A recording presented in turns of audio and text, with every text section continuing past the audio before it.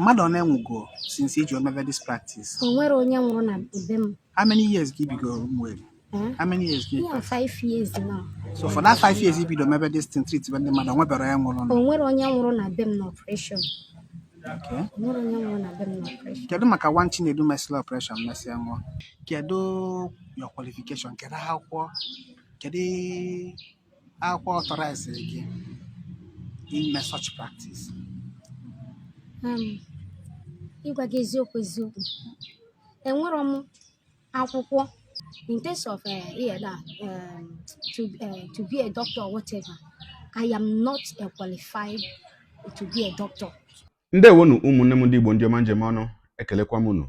Aka mbụ nwanne gị nwoke 042 Solex, onye akụkọ ụwa.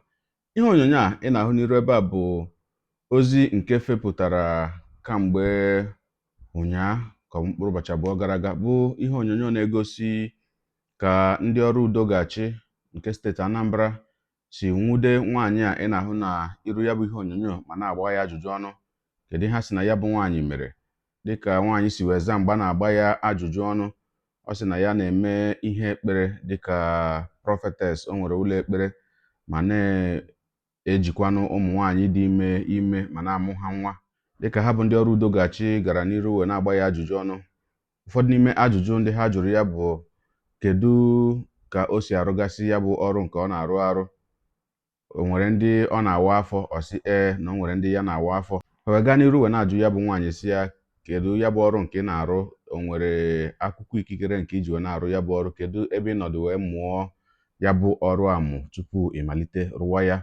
Bụ nke nwaanyị zakwara na ụfọdụ n'ime ajụjụ ahụ ndị ha jụrụ ya. Ajụọ ya mmadụ ole ka ị warala afọ kamgbe ị malitere ya bụ ọrụ nke ị na-arụ. Ọ gụọ mmadụ 5 bụ ndị ọ warala afọ, mana o nwere mmadụ 2 ndị ọzọ ndị ha bụ ndị ọrụ udo ga-achị na-ajụ ya maka ha bụ ndị ọrụ udo ga-achị na-akọwasị na ọ gbachara ndị ahụ afọ, ndị ahụ emechaa wee nwụọ. Mana nwaanyị si na ọ bụghị eziokwu, na ndị niile ya warala afọ na onweghị onye nwụrụ n'ime ha, na ndị nke ahụ ha na-agụ na o teela aka ya wachara ha afọ tupu ha nwụọ. Ogologo okwu dị mmanụ ka mgbede, ya mere buru oche gị kpụdobe nso ma nọrọ ala ka anyị nyoo anya na ya bụ ihe onyonyo ma nụrụ n'olu ya bụ nwaanyị onye kọwara onwe ya dịka Onyinye Charles, dịka ọ zara ọnụ ya mgbe ha bụ ndị ọrụ nchekwa na-agba ya ajụjụ ọnụ. Ya mere asịla na Solex si kama lere onyonyo ya. Ma dịka anyị ga-enyo anya na ya bụ ihe onyonyo, ụmụnne m karịtụ ahịa m nwantịntị oge, n'agbanyeghị na ọ na-ewutezi ụfọdụ n'ime ụmụnne anyị bụ ndị na-ajụwa m ajụjụ si mgbe niile ka ị ga na-ekwu okwu akwụkwọ a. Nwanne m nwoke, nwanne m nwaanyị, biko ọ bụrụ na ya bụ okwu akwụkwọ nke m na-ekwu anaghị amasị gị, ị ga-akpafenwu ya bụ ihe onyonyo ma gaa ebe ị chọrọ ikiri maka na ama m na ọtụtụ ụmụnne anyị na ọtụtụ ezinụlọ chọrọ akwụkwọ a. Ya bụ akwụkwọ na-ekwukwa n'okwu ya bụ ọmarịcha akwụkwọ m nọrọ ala chemie echiche, kwa aka depụta ya iji wenye aka n'ịkụziri ụmụaka ya otu esi agụ asụsụ Igbo. Ọmarịcha akwụkwọ a m ji n'aka bụ akwụkwọ mkpọrọ Uchenna, bụ akwụkwọ na-akọ akụkọ gbasara nwata nwa mgbe ya bụ onye na-enweghị nne ma onweghị nna, mana o siri n'ụkọ bilie bụ ọgaranya site n'ige ntị ndụmọdụ ndị okenye ya na site n'ịgbasi mbọ ike dịka nwata. Otu ihe kacha atọ ụtọ n'akwụkwọ a bụ na edere m ya n'asụsụ 2, nke bụ na iru ya ọbụla ị satara ị ga-ahụ ebe ndere ya n'asụsụ Igbo ma hụ ebe ndere ya n'asụsụ Bekee. Ihu ebe ndere ya n'asụsụ Igbo, ịhụkwa ebe ndere ya n'asụsụ Bekee, nke bụ na nwa gị gụwa asụsụ Igbo ya, onwe ihe ọ na-aghọtaghị, ole anya n'ala ya ebe ndere ya n'asụsụ Bekee, ọ ghọta ya ozugbo. Ma ụfọdụ n'ime uru akwụkwọ a ga-abakwara n'ụmụaka gị gụnyere nke mbụ, ịmụta otu esi agụ asụsụ Igbo. Nke abụọ, ịmata uru ọ bara ige ntị ndụmọdụ ndị okenye. Nke atọ, ịmata uru ọ bara ịgbasi mbọ ike dịka nwata, yana uru ọ bara ịtọkọba n'ichekwa ego, bụ nke ama dịka savings n'olu Bekee. Ị chọrọ ka ụmụaka gị na-asụ Igbo ka Solex? Zụọrọ ha ọmarịcha akwụkwọ a. Ị chọrọ ka ụmụaka gị nwezi echiche ma nwa amamihe, ka anya ruo ha ala maka uche ruo ha ala? Zụọrọ ha akwụkwọ a, ọ ga-abara ha uru nke ukwuu. Ọ bụrụ na ị chọrọ inweta akwụkwọ a ma ibi na Naịjirịa, kpọtụrụ m n'akara ekwentị a na-egosi n'ihu ihe onyonyo ugbu a. Anyị ga-ezitere gị na mpaghara Naịjirịa ọbụla ibi. Ma ọ bụkwa na ibi ala Bekee ma chi nweta ya bụ akwụkwọ, aga m etinye link Amazon na ngalaba okwu ihe onyonyo a. Ga-abụpịa ya bụ link aka, o buba gị na Amazon ebe ị ga-azụ akwụkwọ ma tinye adreesị gị. Ndị Amazon ewetara gị ya na mba ụwa ọbụla ibi. Ugbu a ka anyị nyoo anya n'ihe onyonyo nke anyị ji maka ya wee bịa. Ka m pụtakwanụ. Madam, good afternoon. Kedu afa gị? Onyechukwu onye? Esther Charles. Onye ebe ka ị bụ? Onye Abia Steeti. Ebe ka a na-amụ gị? Na Nteje. Kedu ebe ibi? Ụmụeri. How many years ka ibigoro Ụmụeri? A na-eje 5 years Ụmụeri. Kedu ife ị na-eme na Ụmụeri? Ụmụeri ka m bi na. Kedu ife ị na-alụ na Ụmụeri? Ụmụeri ka m bi na manage. Na-manage gịnị? Mụ na ezinụlọ m nọ n'Ụmụeri. Kedu ife ị na-eme na Ụmụeri? Kedu aka ọrụ gị na Ụmụeri? Enwebara m nka nọgodi na ọrụ bịakwala m. Kedu ụdịrị ọrụ? Kedu ọrụ ya bụ ọbịala gị ịlụ? Like onye dị ime bịa mụọ ya nwa. Na gị na ọzọkwa? Na ministry. So ị na-alụ ọrụ ụlọ ọgwụ. You know, into medical practice and the ministry. Yeah? For now, I can go to Nabem can know. I come no we go a particular place for my own now. No ministry and Kaikobia. Money I do to once on your own adric or be occultation singing Yaka. Okay. Kedeo de Yamakin and Melina and the mother and Arata. Onye bịa ka nyele aka m all depend on the problem onye ahụ ji wee bịa na dịka onye arụ na-adịrọ ma ọ gị na abịakwute m si m biko m nyere ya m nwere ike nyere ya aka if it is what I can be able to handle nyere ya aka ọ bụ na m ama mmenwe ya then mgbe ya na m ama mmenwe ya. Ya ka m na-ajụ kedu ụdịrị arụ ị na-handle si ị na-eme maternity ị na-emekwa operation o depend ụdị operation ọ bụ operation niile. Kedu ụdị operation ị na-emegasị? Onwego onye nwụrụ na ya facility ebe ahụ ị na-eme? Onwego onye treatisi ya imesịrị operation na nwụrụ? Onwere onye m treat no operation na nwụrụ. Mmadụ one ka imegoro operation dị successful? 5 people. Mmadụ 5 ka ime operation ọ dị successful? Gasịa successful? Yes. Gwọọlụ m those people? Eriwa m ọnụ. Eriwa m ọnụ? Nwunye m ọnụ ngene. Nwunye ejimọva ọnụ ngene? 2. Nwunye akụ Jizọs na ọkụzụ. Nwunye akụ Jizọs na ọkụzụ 3. Ụlọọma Nteje. Ụlọọma Nteje 4. Then ejima polisi nwunye ya. Nwunye ejima polisi ọ bụrụ 5. Ị nwere ike ịgụba m ụdị operation ime efa? Nke mbụ na nwere ndị nwere fibroid. Mmadụ 5 ego na. Among them nwere ndị nwere fibroid. Madam, calm down. Calm down. Ị mesịrị ndị a successful operation. Ife nji wee na-ajụ gị kedu ụdị operation ime efa bụ ka go and verify ka anyị dị sure na ife ị na-emedolu gị anya. Yes. So onye nke nwunye eluwa m ọnụ kedu ụdị operation imeli ya? Tumor ulcer. Kedu ka isi mee ya? Tumor ulcer emeri ya emeri operation. Ị kawali afọ? Ịbawali ka ebe isi wee mee ya? Never. Na inside his body. Ka ebe isi manya aka na his body? Through the anus ka esi wee wepụta ya. Okay. Onye nke abụọ Ifeọma Nteje. Ọ bụrụ Ifeọma. Ụlọọma Nteje. Yes. Kedu ụdị operation imeli ya? Fibroid. Yes. Ịkawali afọ wee mee fibroid. Yes. Stitch kwa. Yes. Ụba. Kedu onye nke ịtọ? Nke ịtọ bụ nwunye akụ Jizọs. Nwunye akụ Jizọs kedu ụdị nke imeli ya? The same fibroid. Nwunye onye polisi. Nwunye onye polisi bụ the same fibroid ka ọ bịa. Imekwali. Kedu onye nke ịtọ? Nwunye ejimọva ọnụ. Nwunye ejimọva ọnụ onye nke ise. Kedu ụdị nke imeli? Ọ da tumor ulcer bụ ihe na-enye tumor ulcer. Kedu ka isi wee mee ya? The same way eji mee eriwa m ọnụ. Ịmanyakwali aka na-arụ? Ọ na-arụ nwaanyị ka isi wee manye aka ka ọ nọ na anus?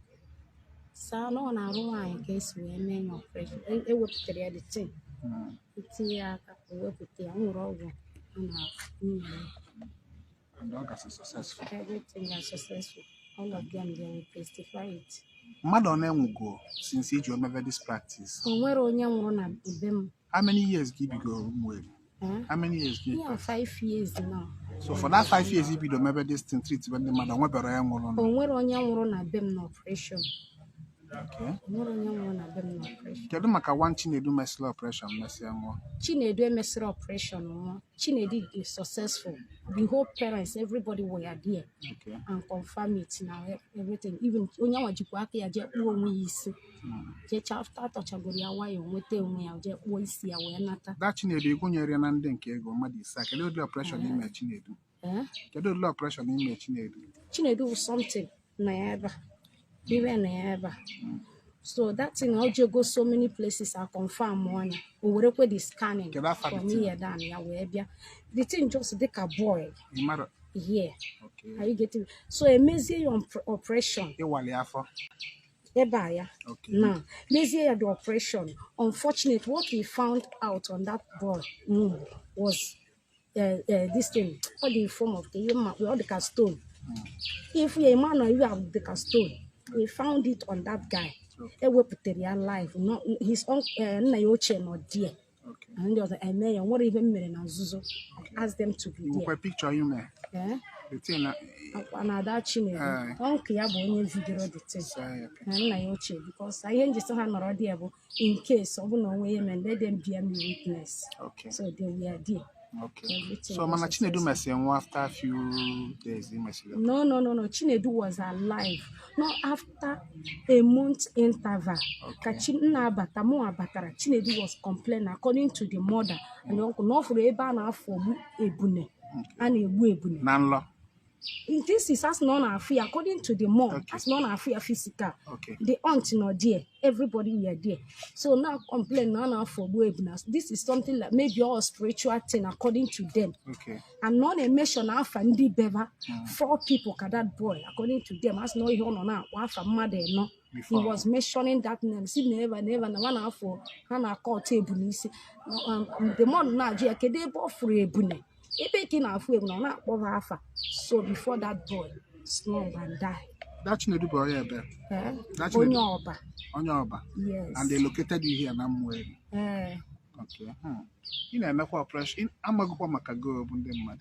On another case of a child in surgery. Hanosiana Nankagi. After that day, Fanava. That same day, Fana Nankagi, the child in war. Kakamelene. More. Not me. Can't you talk maybe Nima Bena go. You must the guy operation. Moramo and Yakimele, the child. So, Mamia actually not put a papier, informations were be lie. For when not do good in Nankagi. Where after some days, Papa, the Papia were barely tego. Where barely tego. I was aware, human were the Saturday.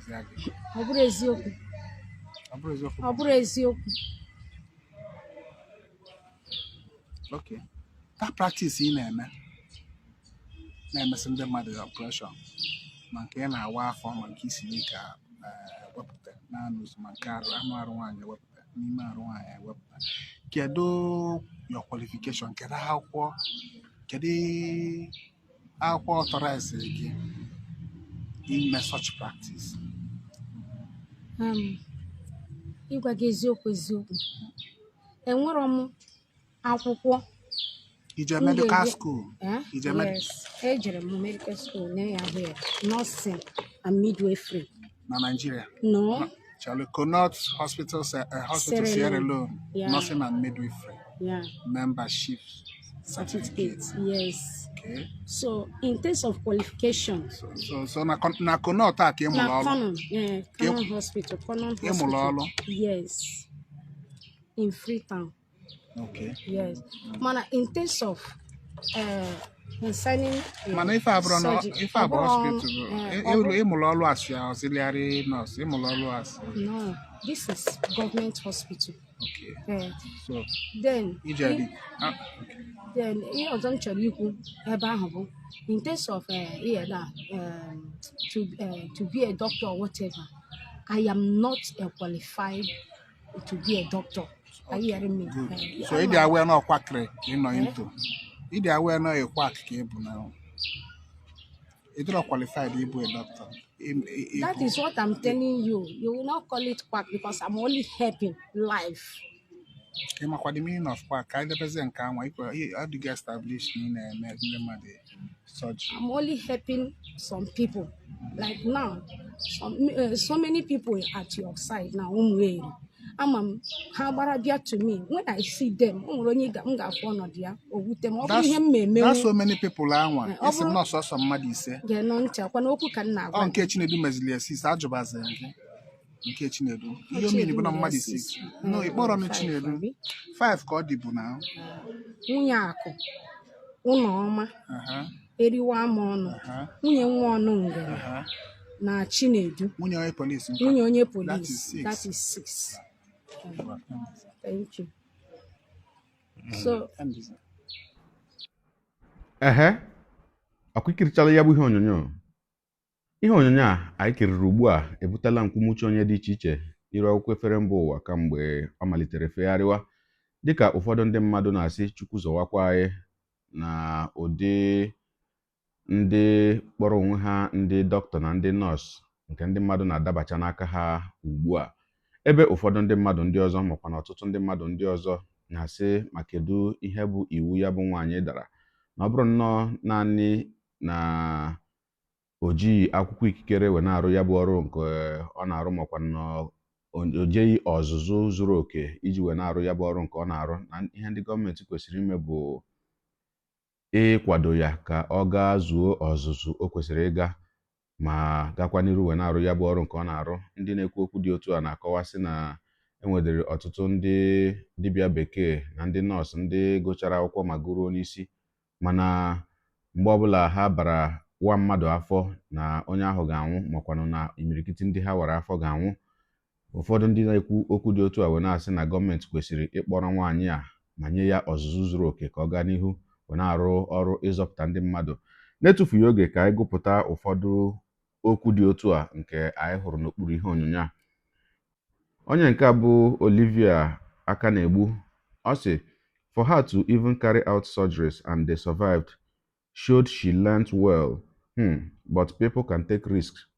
Christian Kizito wee sị, my respect to her. This woman should be treasured. She should be given proper training and certification. But Nigeria is such a myopic country, they may put such a gem behind the bars. Imagine 5 successful serious surgeries when the so-called surgeons or medical doctors are forgetting scissors and biceps inside the belly of their patients. I clap for her jaw. Onye ọzọ bụ Evangelist Nnemeka wee sị, lawyers would always advise you to say nothing until your lawyer is present. Onye ọzọ bụkwa Olisaemeka Chiadofu say, well, trado spiritual healers can perform operations, no doubt. Samuel Anozie wee say, this particular woman now, are you interviewing her for content's sake or are you really interested in knowing what she does? The woman should be trained, if I'm to say. The woman should be trained, if I'm to say my mind. The woman is trying to save lives and she is not tricking anybody. She's not forcing anybody to do anything by trick. People come to her willingly and she's doing her best for what I see. From what I see, even from this interview now that you are doing this woman, you will find that the woman knows what she's saying. In fact, if we have this kind of people in the community, I think what the government should do is to train them and equip them to do more. O dekwere ya bụ edemede gbadawa. Mana gị bụ onye ụwa onye na-egere akụkọ ụwa m, dịra ebumnuche gị otu si ahụ ya bụ ihe nke ikiriri ugbu a na ngalaba okwu ka anyị mara uche gị n'ihi na uche onye adịghị ya njọ. Ụmụnne m, ka emesịanụ tụsara m ihe onyonyo a.